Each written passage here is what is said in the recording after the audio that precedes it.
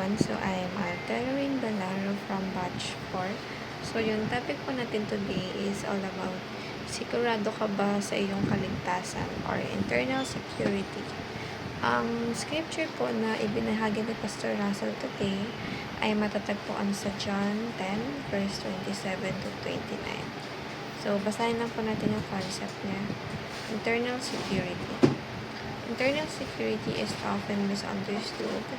While it's true that those who are truly saved will never lose their salvation, not everyone who professes their faith has genuine saving faith. This is why many theologians prefer the term perseverance of the faith of the saints.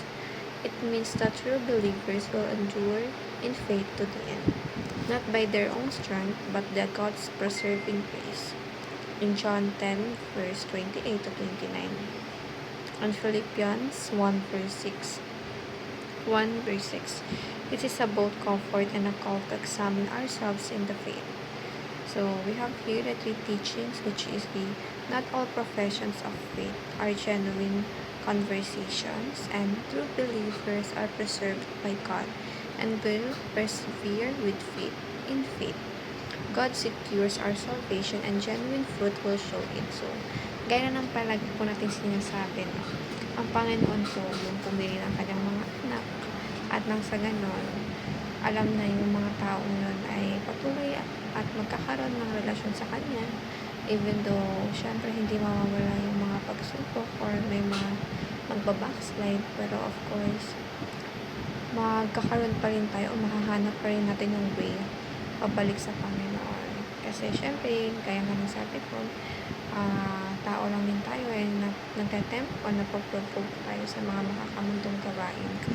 Pero I believe na once na ikaw, ang calling mo talaga is mag-serve sa Panginoon, patuloy at patuloy kang babalik sa piling ng Lord, at of course, hindi niya hahayaan na mapaliko ka ng path at syempre mapasama yung life mo. So, we have here the three applications, which is examine your faith to see if you are truly in Christ. So, syempre, nang dahil dyan, i-examine mo rin yung sarili mo kung yung pagiging genuine mo ba sa pagpapraise and worship ay talagang para sa Panginoon or ginagamit mo lang yung pangalan ng Panginoon para sa self-satisfaction mo.